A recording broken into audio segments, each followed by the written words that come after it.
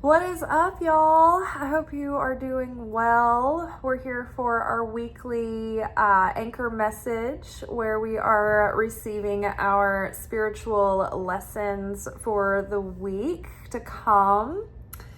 The weekly energy, in accordance with the Zohar's commentary on the Torah portion for this week, talks about our ability to reach into the future, I guess, or reach through time and space where time and space doesn't exist, where it's an eternal now, reach into eternity, and we can borrow light from our perfected self, right?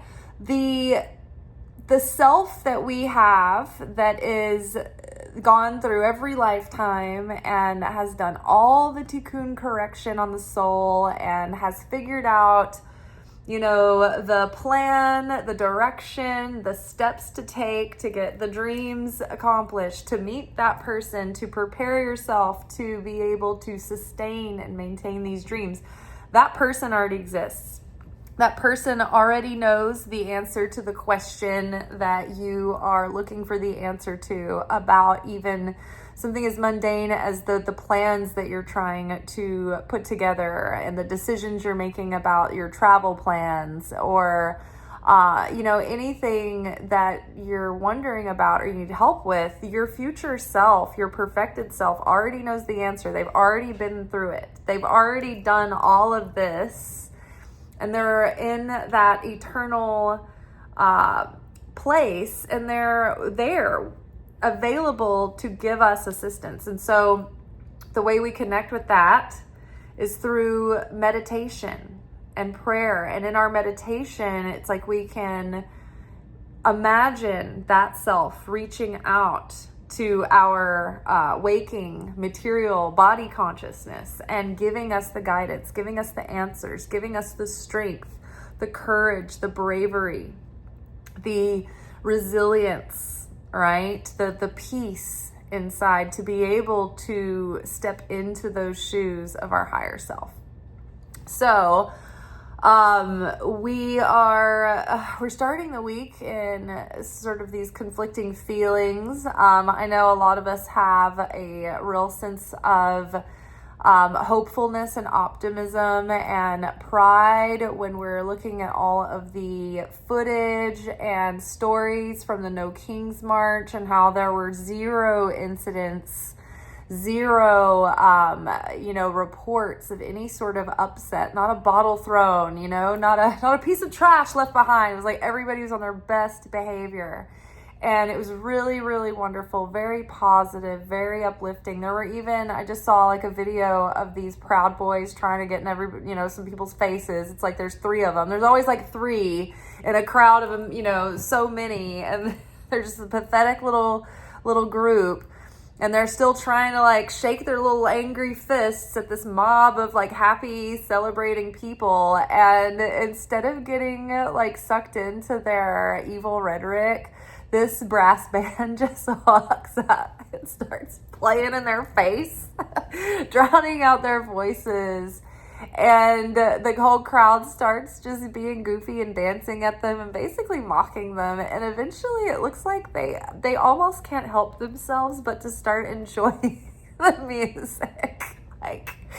And then the military parade was so pathetic and so boring, and there was nobody there. It was literally like God rained on Donald Trump's parade, and he was sitting there just so displeased and so pissed. And then, Melania's just sitting there like not reacting, just not moving. She's just like, I am just seated here like mannequin. I will do my duty. Just do not react. And then there's no one in the crowds. There's no actual applause. There was a video I just saw too where it took the PBS footage, and it was like him walking up to make his speech, and there was zero applause. It was just like you could hear a pin drop. There was like crickets. You could hear that Oscars music, like bringing the person in to the podium to talk, and how it faded out. And there's no applause.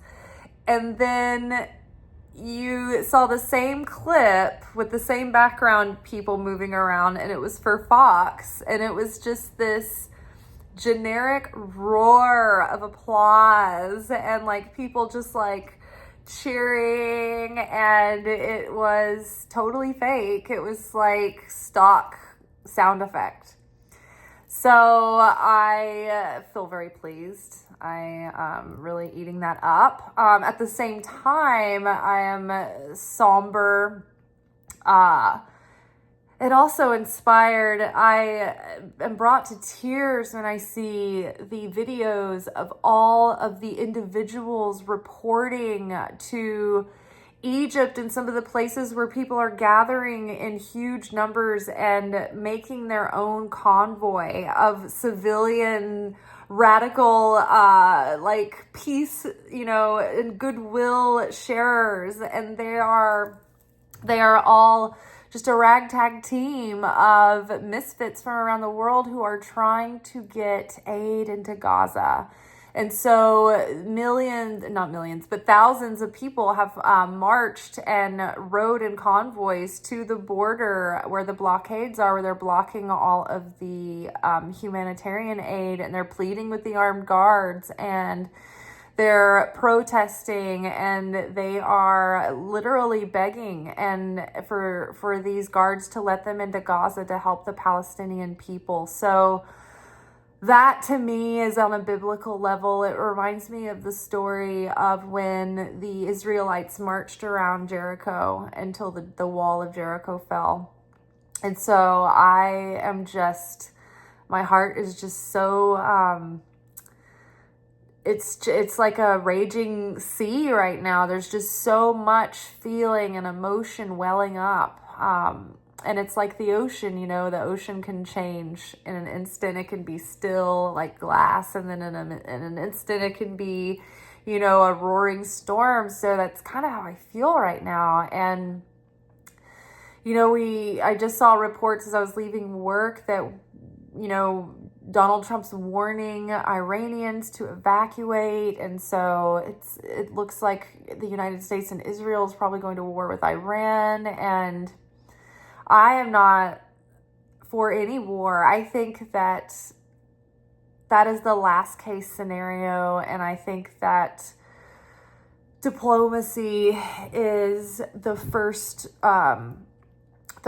line of our greatest defense and offense. And so I'm just praying for all of the Iranian civilians who are already, suffering under a dictator anyway. So I have nothing but compassion for the Iranian people who, just want to live their lives like we do.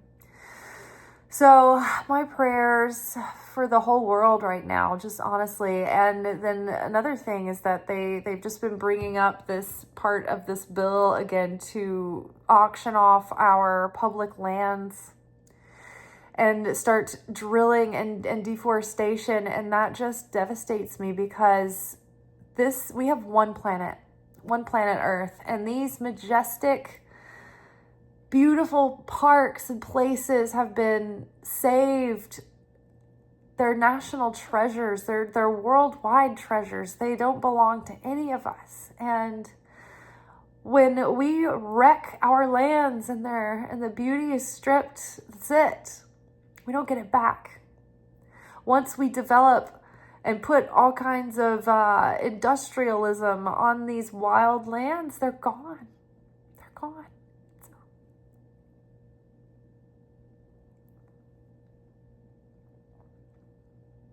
Praying a miracle happens that we can save our wild areas, because what people aren't getting is that if we cut down all our trees in our parks, like, the individuals in this country are going to benefit from it. It's not going to lower the price of lumber. We don't have an abundance of lumber. The only way that a commodity is cheap is if there is a surplus of that commodity. When you look at Canada, they have millions of acres of wilderness that is nothing but thick forest.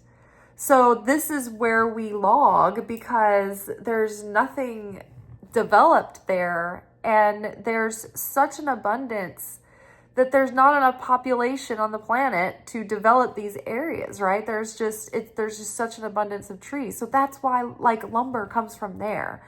So it's not going, and all of these policies, like, I don't know what people are thinking, but when the government does the things that they do, none of us benefit except for through the social programs. And we benefit because we have national parks, and we benefit because disease research is funded. We benefit in those ways, in general ways that it gets spread out. No individual is going to be like, man, I'm really doing a whole lot better now that all the parks are gone.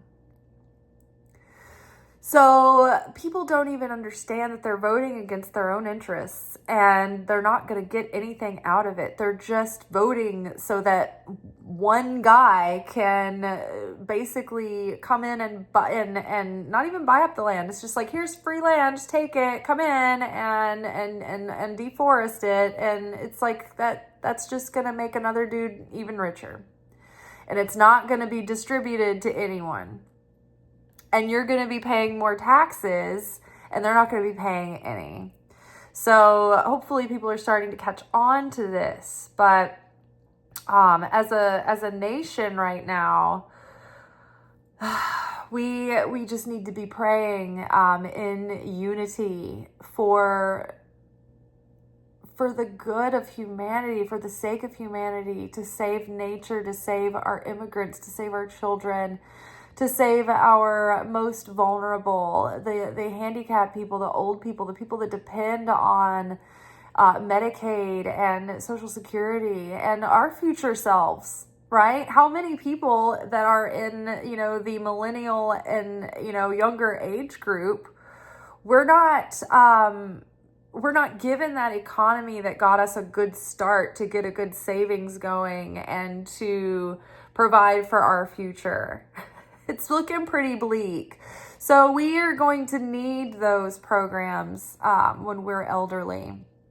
And it's very scary and terrifying to think that they may not be there. So I'm just praying for our country and praying for the people in it, that we will be wise and discerning, and more so than anything, compassionate. And when we can recognize what is sacred and protect that. And I read, or I saw that a general, I think one of the highest general of the United States Army, refused Trump's orders to send Marines in to the protests and things. So I am encouraged that we have people really starting to stand up and say enough is enough. And the military marching in the big boys' birthday party parade looked really pissed and unorganized. And they went out of their way to walk out of sync and sloppy because it's hard even to accidentally be out of sync when you're walking in a group like that. It's just like everybody falls into sync naturally. And so to have it look that sloppy and that like undisciplined was a statement. The army was making a statement. The military was making a statement by doing that, because they certainly have enough discipline to know how to walk and march in formation, and they just weren't having it. So all right. So on a personal level, this week is about borrowing that light from the higher self. Now, one of the stories that is related to this borrowing light of the higher self has to do with the way that we perceive and what we're looking for. And so the story of the Torah that's related to this week has to do with when the Israelites were finally coming upon the promised land. They finally made it there. Moses sent the 12 leaders of the 12 tribes of Israel. He called them up and he was like, I'm going to send you into this promised land. and I need you to gather intel, and I need you to go see how the country is and what it's like, and then come back and bring us information and tell us how it is. Well, they found that the produce was unlike anything they'd ever seen, and it was a beautiful country and full of abundance, and it was a wonderful place. But the 12 leaders were afraid that if they went into Israel, the promised land, that they would be stripped of their power and their status because they were only relevant in the wilderness. And so they thought, oh, if we go into this next phase, this next level, that we are going to lose our positions. And so they brought back false intel. And they told Moses that it was a bad place to go and that they shouldn't go there. And so this portion is about how destructive those lies were, and how it was keeping the Israelites trapped in circling in this wilderness. And so this is what we do to ourselves. We are faced with this new opportunity, this new world, this new life, this new timeline, right? A chance to step into the shoes of our higher self, of our next level self, right? But the unknown is scary, and we don't know who we're going to be in this next chapter, and we don't know how we're going to be received. And so that ego part of ourself, the body consciousness that's fearful, wants to hold us back. It wants to stay in the wilderness. It wants to remain in the suffering we've gotten used to, right? It's the same attitude that almost didn't allow the Israelites to leave Egypt in the first place. So they finally got out of Egypt, and then they got used to the wilderness for 40 years. And then the same types of people who didn't want to leave Egypt, they were like, well, now, we have positions of power and importance in the wilderness. Like, if we go into the city, we're going to lose all that. So it's like the saboteur that holds us back, that keeps us small. And so the point of the portion of this week is to go through your life behaving like a tourist instead of a spy. So this is the metaphor given by Rav Berg. He was the head teacher at the Kabbalah Center, the head patriarch of the Kabbalah Center. And so the heads of the tribes of Israel, they were spies, because a spy goes into the land looking for what's wrong. They're looking for the danger and the vulnerabilities and anything that is a threat. They're going to bring back that intel on an enemy, right? That's what a spy does. They spy on the enemy. Well, a tourist goes into a place and they look at everything and marvel at how wonderful it is with fresh eyes. Oh my gosh, look at that building. Look at this fountain. And the people who live in the town, they look at the building is commonplace. The fountain is commonplace. That snack stand over there, I've never even had any of the food. But the tourist is like, oh my God, these snacks, this fountain, this beautiful atmosphere. Oh my God, let's take a picture. Let's take a picture by the fountain. I never want to forget the snack, So we're challenged to become more like the tourist and look for what's right. Look for the good things. Right? And the spy is that ego consciousness that's looking for the negative. So, from the Wild Unknown Archetypes deck, we've got Gnosis. We have the Bridge, again, is back.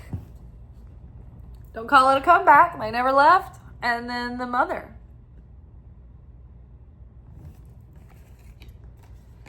Underneath Gnosis, we have 3 of Cups. Underneath the Bridge, we've got 10 of Swords. Underneath the Mother, we've got the Devil here. And the summation of this reading is Death card, which is good, actually. So, gnosis is a deep knowing.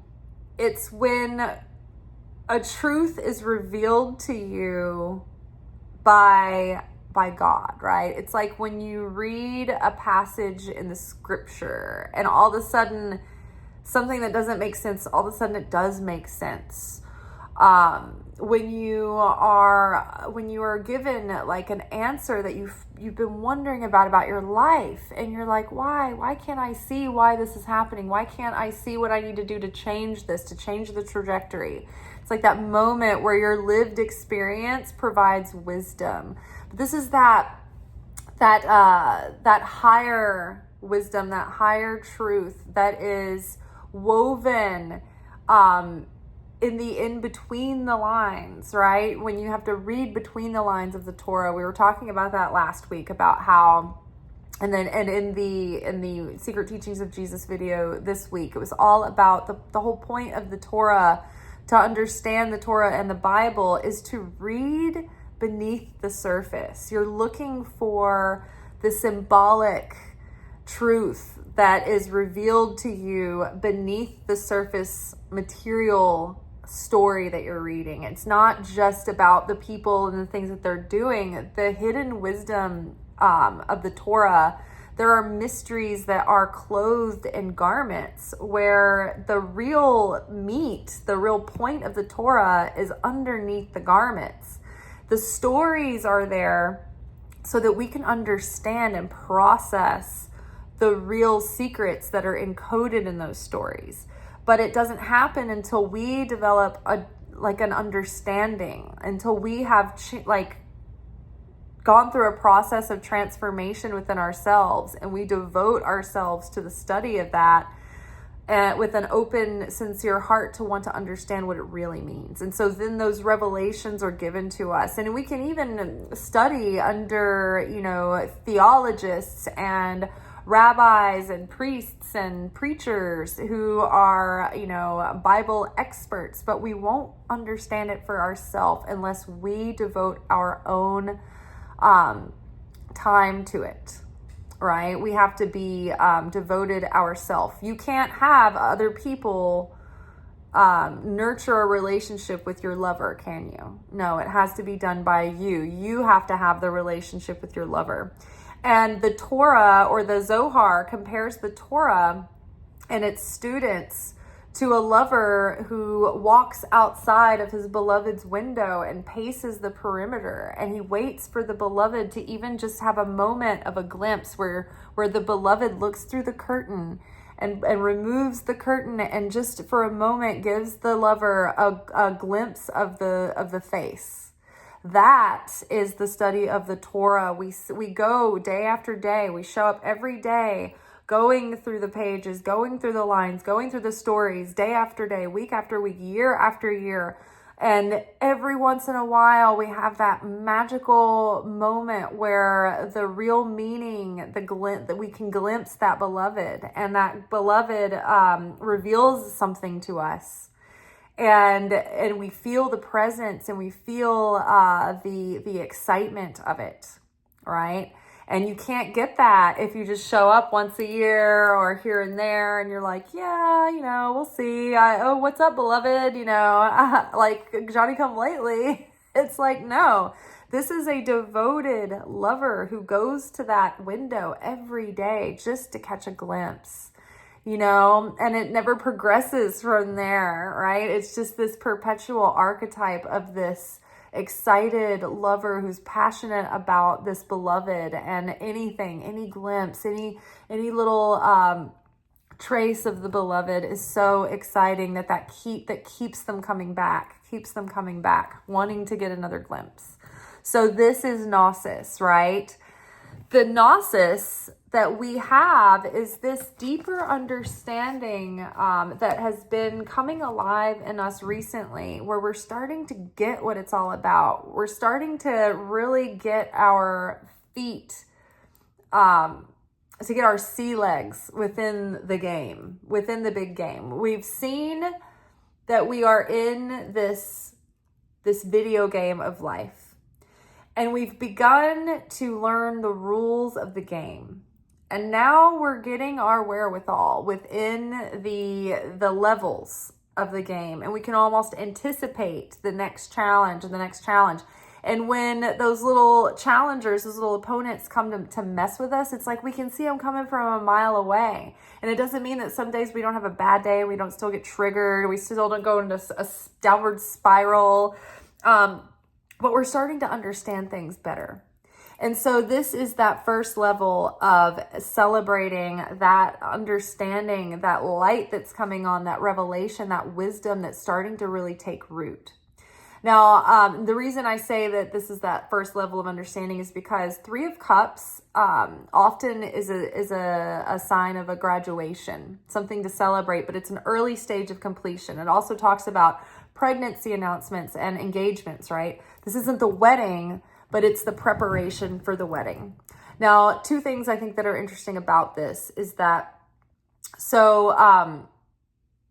when you are preparing for, say, the wedding, right? And all of the scriptures, they always use this metaphor of the bride and the bridegroom, which is the Logos and the Sophia coming together, the understanding of God's word, right? The Christ, Jesus, was the physical embodiment of God's word.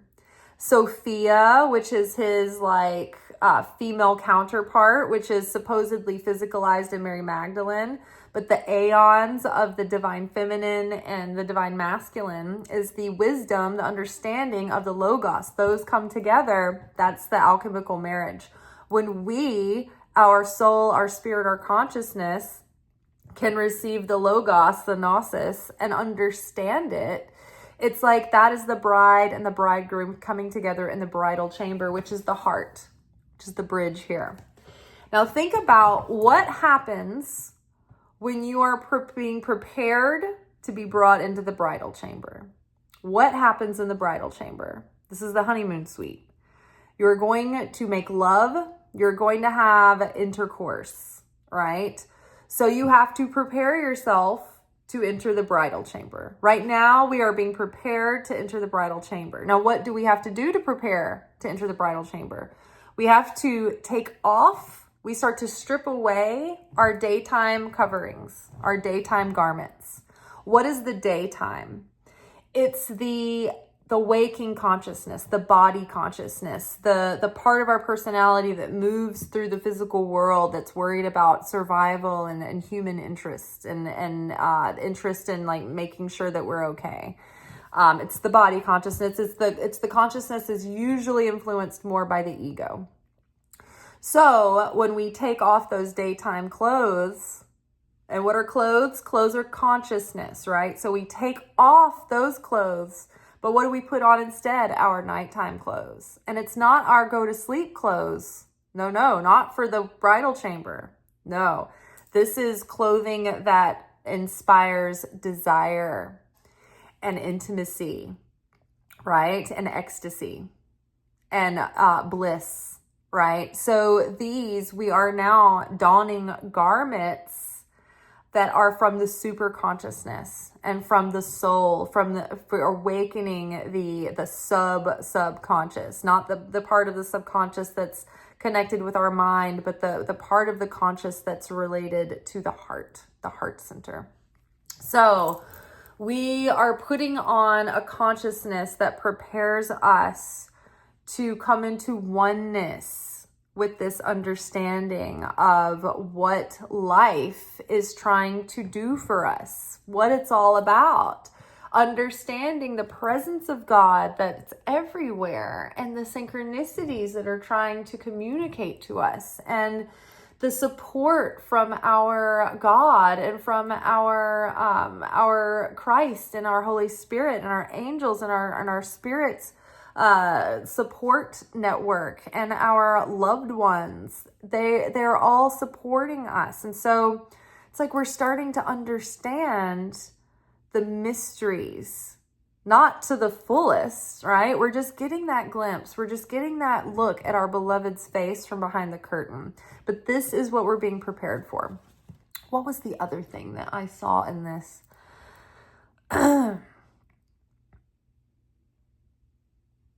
It was, okay, celebrate the Three of Cups, the Gnosis. There was something, maybe it'll come back to me, but definitely early stages of, let's see, we had, what was it, graduation? Oh, okay. So that in the engagement, right? So the graduation is us graduating from just that body consciousness, where we're completely unaware of the fact that what's really going on behind the scenes is actually the legitimate plot line here, right?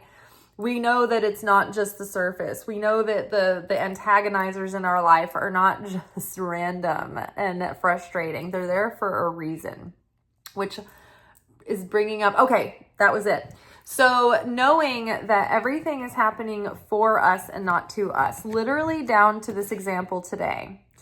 I started the day in a state of hopelessness and sorrow and grief and despair, because I was just thinking about the national parks and the people in Palestine who are suffering, and all of these other concerns, and the immigrants and everything like that right now. And I was just I was grieving for humanity. And I have my prayers for the morning. I use my photo albums, because I have an album of all of the prayers and the Hebrew letter meditations and things like that I use and I go to.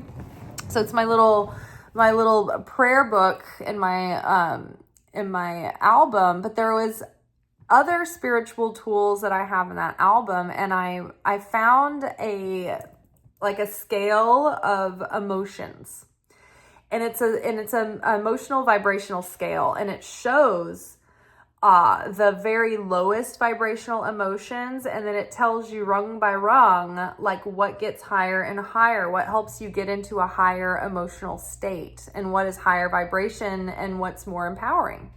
So I've been trying to make note of these emotions every day to just plant that knowledge in my mind, because I think it's really useful. And so I realized, okay, I'm in the lowest state. This is at the very bottom of the ladder. It's the grief, it's the despair, it's the fear.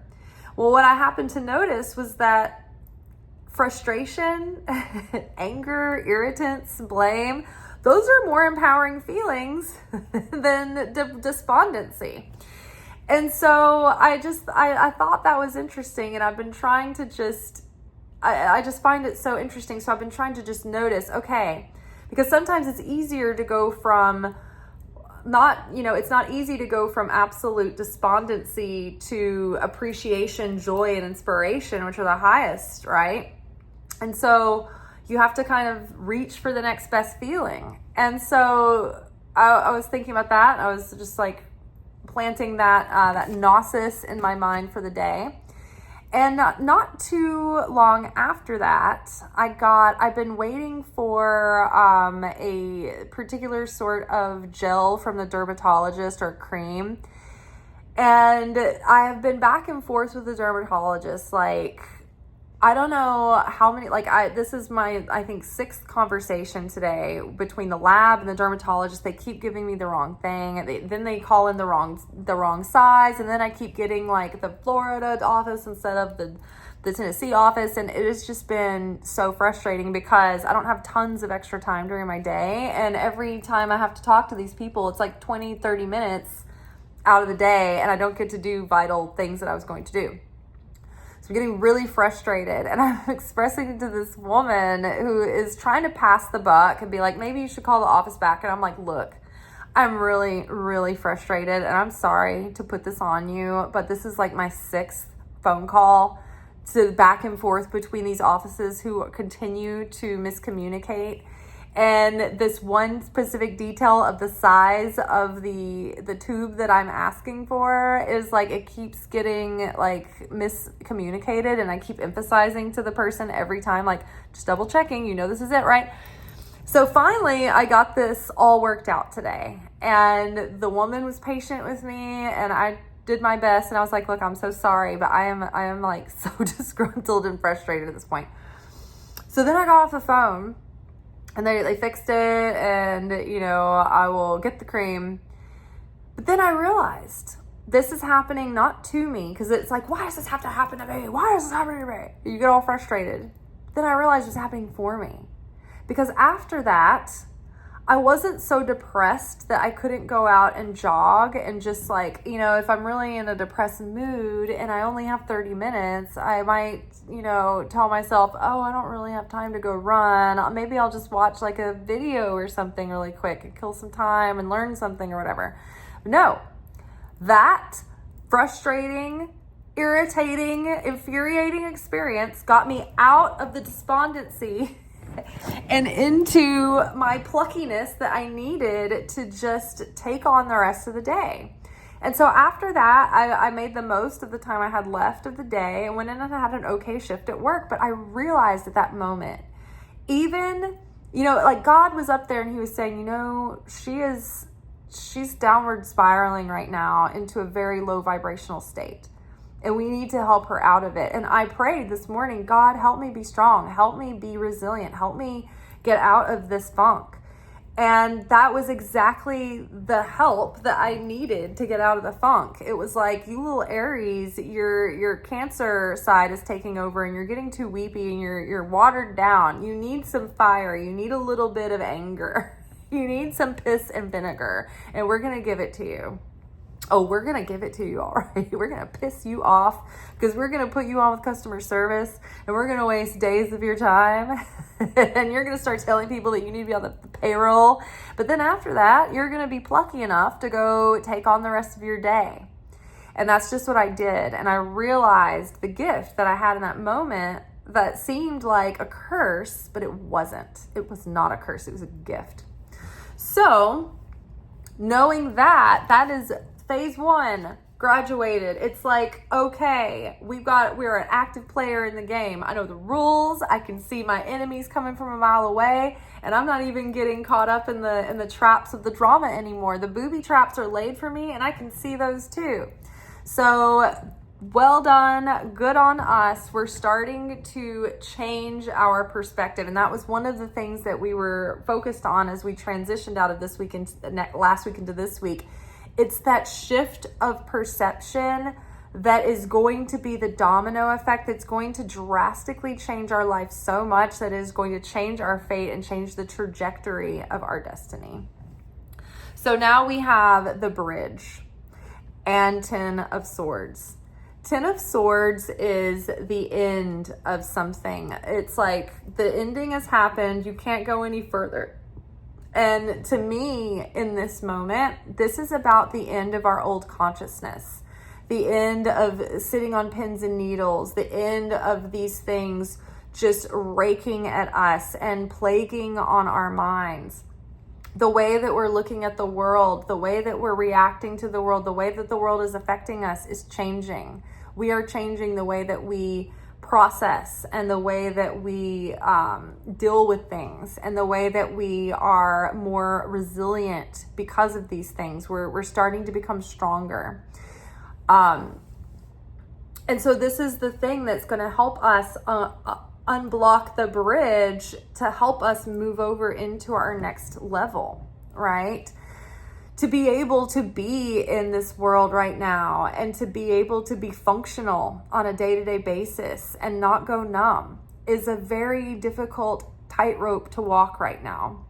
But that is exactly the tightrope that we need to walk to be spiritual beings. We need to be able to hold a paradox. We need to be able to have grief in one hand and celebration in the other at any given time, because that's how it is. As these times become more extreme, and as we move to the end of this age, and as we move closer to the Messianic era, where there is an end of pain, death, and suffering, the intensity is getting turned up. And the sages and the prophets talk about these days and this time where the people will be in half. And half of the people will be in hell, and they will be in torment, and they will be suffering. And half of the people will be experiencing miracles and they will witness things, and they will be in harmony and have inner peace and fulfillment. And I can see how that is, because it has everything to do with our mindset and our ability to look for the good and look for God's face in every situation, and be able to reach for that in dark times. And even when we can't see anything in front of us, we can't see God's face, we can't see the light, we don't know where it is, we have to know that it's there, right? So our perception is going to determine whether or not we're living in hell or we're living in heaven. And, you know, there's so many innocent people that are suffering right now. And it's hard not to be completely overwhelmed with that grief. But we can't, because we have to be functional enough to be the people who can function and keep things rolling and moving so that we can help them. So I can go to work and have a tithe to give to Palestinian relief funds, so that all the people that were brave enough and resourced enough went over themselves to try to get aid into Palestine at their own expense. Like, this is people who are examples of this, who are grieved, who are outraged, who are appalled and heartbroken and devastated by what's happening, but they're not so overwhelmed that they're becoming helpless and dysfunctional over it. They are using that to fuel their ability to do something about it, right? And so, you know, we all have our unique part that we can play, and our own unique ways that we can contribute to the healing right now of humanity and of the planet. And whether that is having an extra $4 or $5 in your pocket to give to the person who is suffering in your neighborhood, right? There's plenty of homeless people that live around my neighborhood, that are around the grocery stores, and they're around the coffee shops and things. And, you know, sometimes it's easy to I catch myself becoming defensive, and I can see how quickly we can become calloused. Oh, I don't want to deal with this. Every time I'm coming in and out of the store, can I just sit at the coffee shop without having someone come up to me and make me feel terrible for having coffee? You know what I mean? Like, it's so easy to become that person. And when me and my sister were sitting at the coffee shop recently, I was so grateful and that I passed these tests, that I wasn't an asshole that day, that I was compassionate that day, because there were a couple of people who approached us in different ways. And I'm so grateful that day I had enough wherewithal not to reflexively respond in a defensive way, or to just, you know, say, oh, I'm sorry, I don't have anything. I thought, well, let me check in my wallet, hold on. And I had cash on me, and I could give it to this woman, and she had enough. Like, she was trying to get $16, and I don't care. She said it was for an appointment. I don't give a shit what it's for. She's desperate. She's, she needs it. Like, $16. Yeah, if that's the number, well, let's help you get there, right? I don't care what you use it on. You have so many needs, right? It's none of my business. But I had enough money that she got the $16. And when me and my sister left, I saw her with a to-go box. And she was in a wheelchair. She was an elderly woman in a wheelchair, and she had a to-go box. And I just thought, thank God that I had that money in my wallet so she could eat. Because I can't imagine what it would be like to be an elderly woman and be homeless and not have anybody to take care of you, and be in the weakest, most fragile time of your life. And it'd be the hardest. So I'm so grateful that that I'm not becoming a hard-hearted person, right? And we're past that, right? We're at this old body consciousness, this old selfishness, this old quick to judge, quick to snap, temperamental, whatever it is for us, for you, it's dwindling away, it's shedding, all of this evil in the world that's being so amplified right now.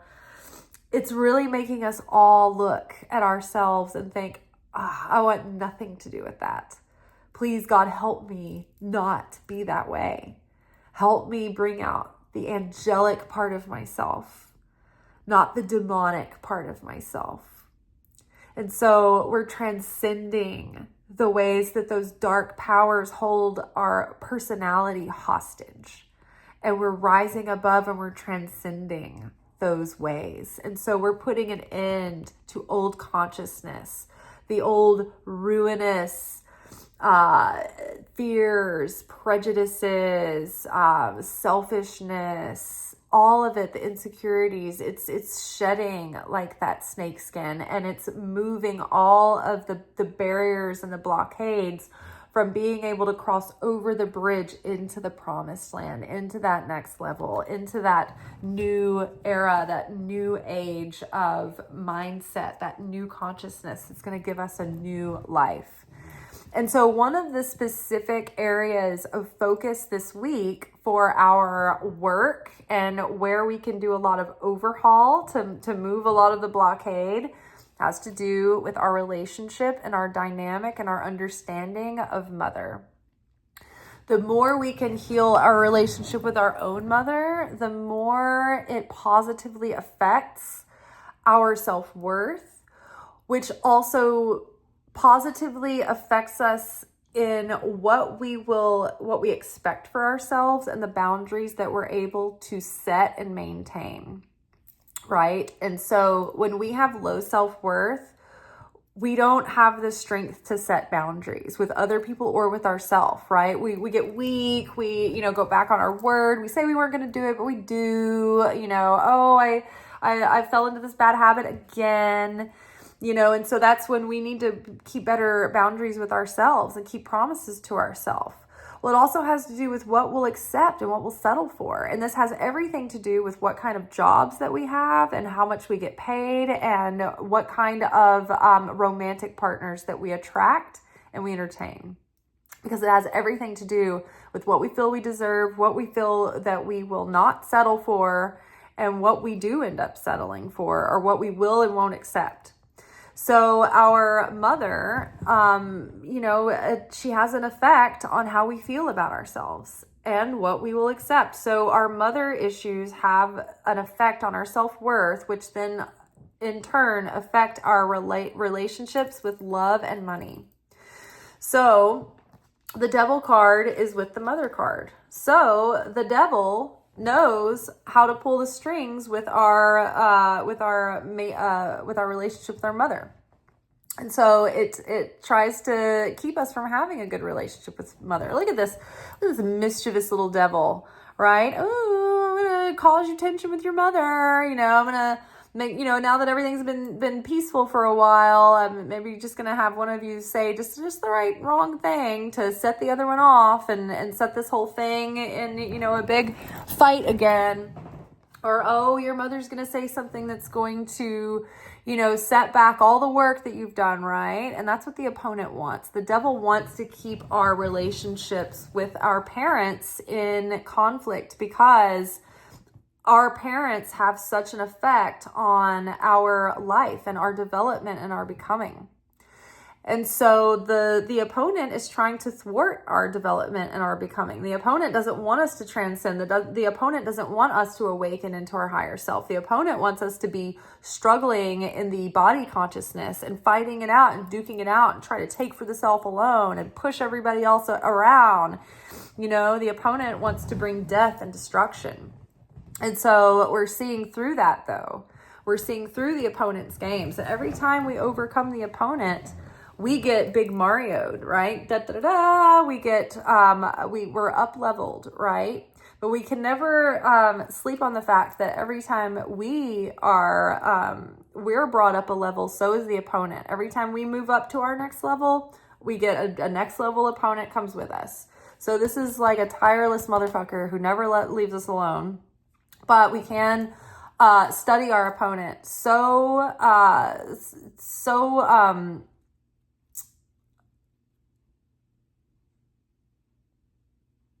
what is the word that I'm looking for? We can study our opponent to such depth that we know precisely how the opponent plays at us and pulls at our strings. And the way that we defend ourselves against the opponent is that we don't leave any openings or room in our ego for the opponent to get in. And how we do that is that we don't need anything outside of ourselves. God is our provider. God gives us all of our validation that we need. You know, God provides us whatever we need materially. Like we're at peace, right? We're safe to have money. We're safe to not have money. We're safe to have people praise us and think we're great. And we're safe to have people curse our name and think we're awful, right? Because it doesn't matter. Our identity is in God, and nothing changes that. Nothing changes that. Everything else is an illusion, right? And so when we're unshakable like that, we don't need someone else's validation. We don't, there's less that can get in there, right? So your fears, your insecurities, your prejudices, those are all gaps in space, and like your neediness, your desperation, all of those things are ways the opponent gets in, and those things make us vulnerable to the opponent's attacks and tricks. But when we aren't desperate anymore, and we're at peace, and we're fulfilled, and we have everything that we need, and we know that when we desire more, the Creator will be there when we earn it, right? And we're not looking to take instant gratification, but we allow the process. And even when things happen, like the frustrating phone call today, it's like we even know that like that phone call, the frustrating phone call, that was for me. It lifted me up. It lifted me up out of despair and into anger and blame, which are more empowering. Which I need to include that emotional scale. I'll put the picture at the end of the video so you guys can see the example that I'm talking about. I think I put it up recently.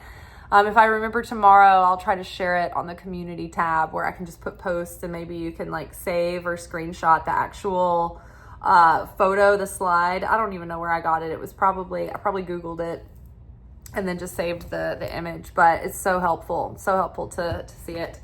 And then the final card here is death. Absolute transformation. We are dying to the old self, and we are being born anew. We are being resurrected into a higher self, into our more perfected self than we've ever been.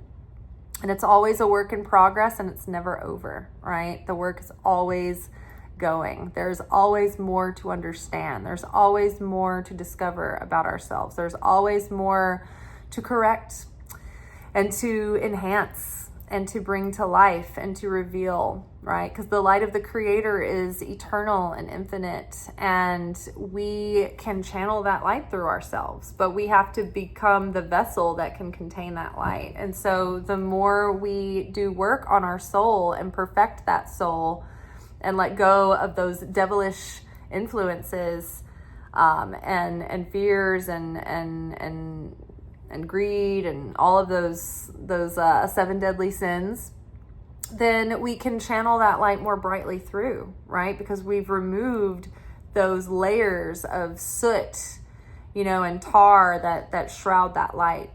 So death and rebirth, transformation, major change. I think this is really positive, and I am glad to see it. So we'll see how the rest of the week develops. Tomorrow we will be back together for our weekly manifestation oracle message. And until then, may peace be with you.